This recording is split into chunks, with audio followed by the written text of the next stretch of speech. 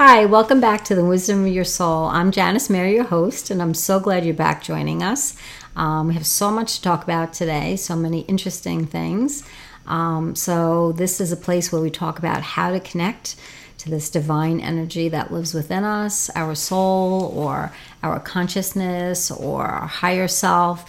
Whatever you want to label it is fine with me, just as long as you make an attempt to reach that higher self, that soul self, to help you in your life, to guide you in your life.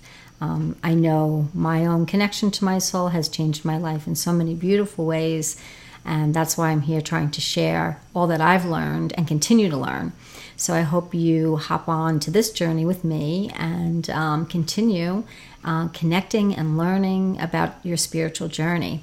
And as always, if you ever have any questions, please comment, and I'd be happy to answer them for you. So this week, as always in my therapy practices, I always find this really interesting that the problems that people come in with seem to be similar.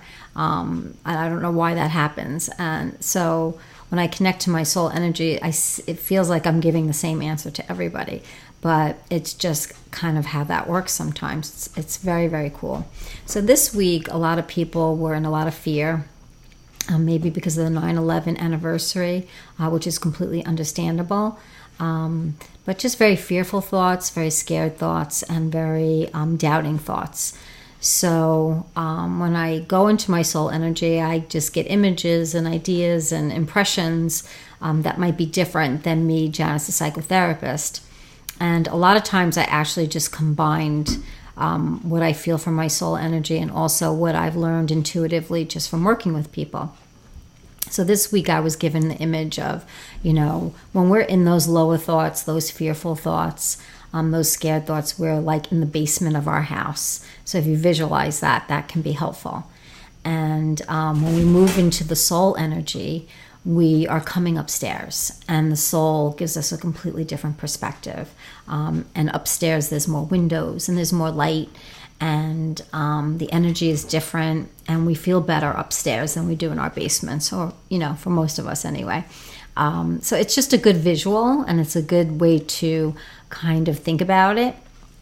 So that's what I've been trying to explain to my clients. You really are in the basement with your thoughts, and that's okay. When we get triggered, we're right there in the basement, and a lot of times I'm right there too. But as we sit in the basement, we could kind of dwell in those thoughts and watch them increase and go in circles and create more bad thoughts and more anxieties. And anxiety seems to breed anxiety. So as we're sitting in the basement, what we could do is ask our soul for help. Just as simple as that. Can you help me? I know I'm in the basement of my thoughts, and I want to rise above. And I want to see all the situations in my life differently. And I know when I'm upstairs and I'm in that different perspective, I do see things differently. And I have to remember that. So it's a real draw to help us to ask to be released from the mind, from the body, from the limitations. And, when we can do that, it's really pretty miraculous, and we feel better much, much quicker. Triggered states don't have to last days and weeks. They can be cut down to hours and even minutes. That's really up to us. So I will say to my clients all the time, I'll say, well, do you want to continue to live in these thoughts and then live out these thoughts? Because when we're in all these negative thoughts, we tend to live in them, and we tend to act from those thoughts. So it's almost like making plans when you're in a very negative space. Any plan you make when you're feeling bad is not going to really come out so great. So if we're planning a party and we're depressed and anxious and fearful, the party might look very different if we were planning that party when we were in a really great mood and positive and feeling good and happy and supported. It would be two totally different parties that we plan. So that's why it's important for us to think about this, that when we are in those negative states, we are in the basement, and then we're creating from that. When we're in our soul energy, we naturally float upstairs and that soul energy just lifts us out of those thoughts and those anxieties. It's a higher level of thinking. And to reach it, all we have to do is ask, meditate, go for a walk, ask for a sign, realize the importance of stopping the negative thoughts from continuing. If you can't stop them, to distract out of them. If you can't distract out of them, sometimes exercise can help. And then sometimes it's just a matter of time. Time has to pass, and then you start to feel a little bit better. But it has never fails that if you're in a bad place and you ask for help, you're going to get it. So that's the most important thing, is to recognize that there is another place to go, that you don't have to stay in the basement and be locked down there, that your soul can open the door to the basement and usher you up the stairs with love and kindness. The soul is never mad at us for being in the basement or for having bad thoughts or for feeling scared. The soul completely understands from our perspectives, from a human perspective, how scary life can be. It's just that when you're in the soul energy, the knowing and knowledge that you have when you're in that energy is so much different, and you just feel so much better. There's a knowing that you're safe. There's a knowing that you're loved. There's a knowing that you're eternal. There's just all these different knowings that you would never feel in the basement of your home. You just wouldn't feel it. So it's really important for us to reach for these higher states. And the more you do, it's cumulative. It's almost like learning that new language. The more you practice, if you're learning Italian or Spanish, the better you get at the language. So the more you ask, the more you receive, the more you receive, the more you learn. So every go around, you learn more and more and more. So every time I end up in the basement, which I do very often, I always learn something as I come out, and I go back into that soul energy and feel the difference and feel the wisdom that the soul holds, that our spirit holds, that our divine self holds. And it's an amazing, amazing journey. And you'll notice that even the things that you learn will change. I've read books in the past, and I think I've read a lot of spiritual books when I was in the basement.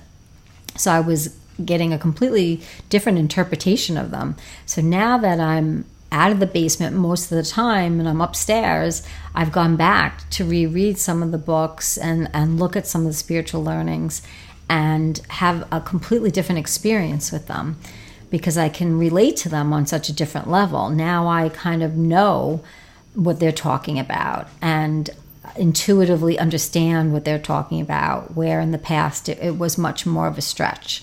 So the spiritual journey is definitely it's a cumulative thing, and you have to give yourself time to learn and to grow, and to be in this soul energy isn't going to happen all at once. It is going to be gradual, because our bodies couldn't handle such an immersement of the soul energy all at once. It would probably just kind of break down.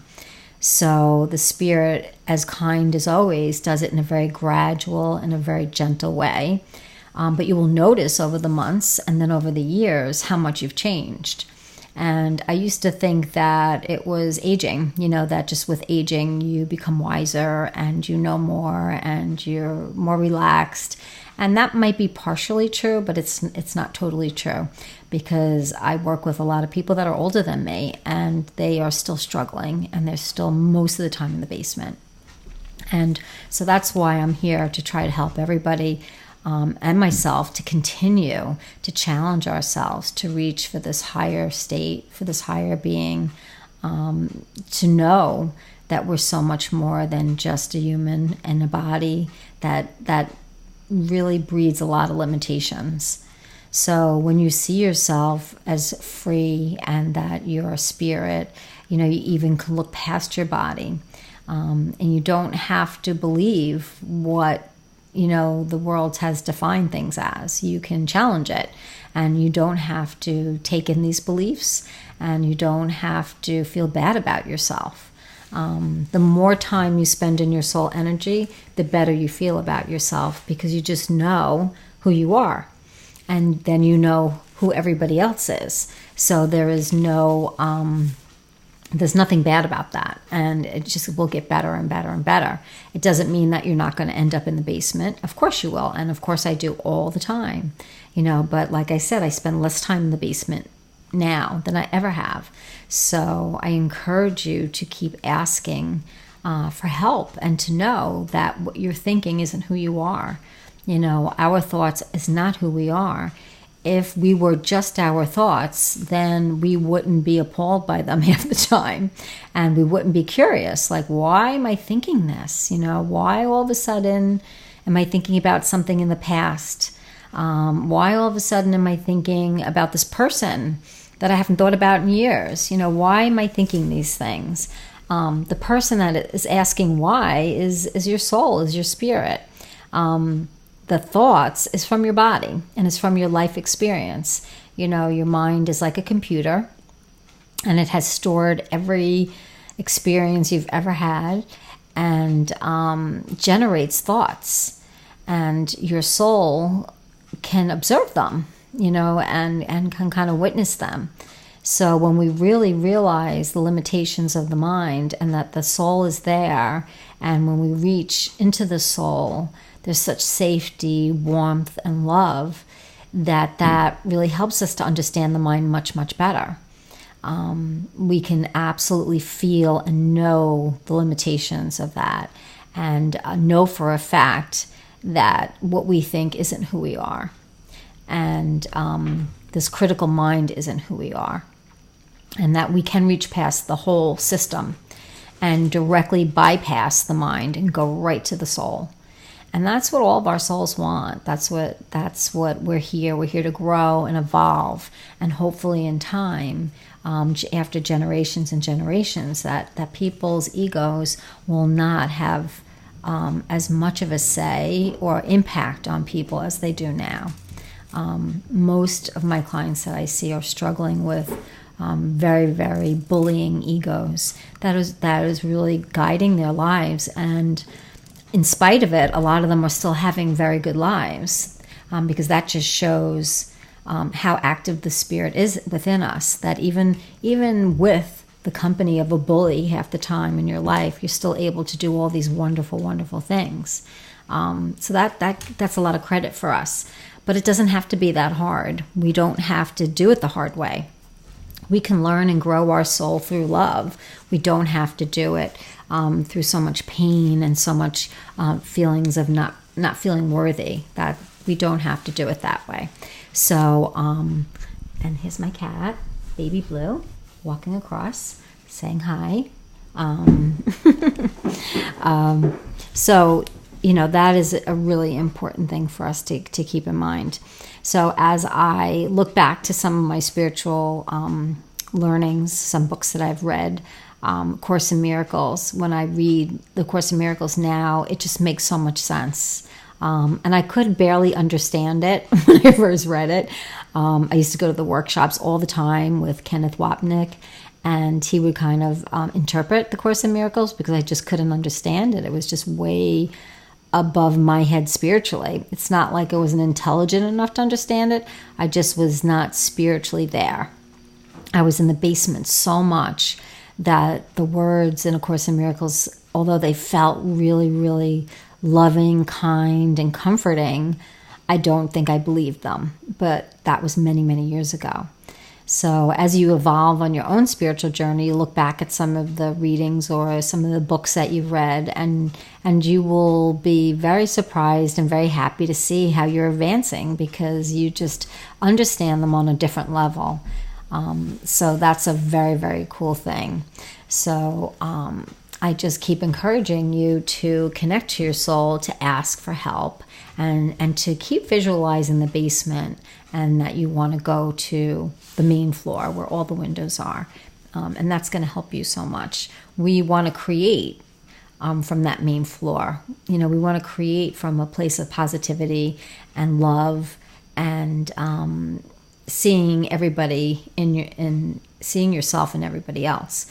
And I'll have to say, it's much easier when you're upstairs to see everybody as you and to know we're all connected, and to know that my interest is as important as your interest, and feel it and know it, not just hear that that's how we should be and that's how we should think. When you're upstairs and these higher thoughts, you just know it. You know that we're all connected. You feel the connection. You feel other people's feelings. You can sense what they might be struggling with. Sometimes you can feel guides or people that are passed around them. That's what happens when you connect to your soul energy, because your soul energy is your spirit energy, and your spirit energy has access to so much more than we do. So it's really, really fascinating, and a wonderful thing to do is to connect to the soul energy. And, you're really going to benefit from that.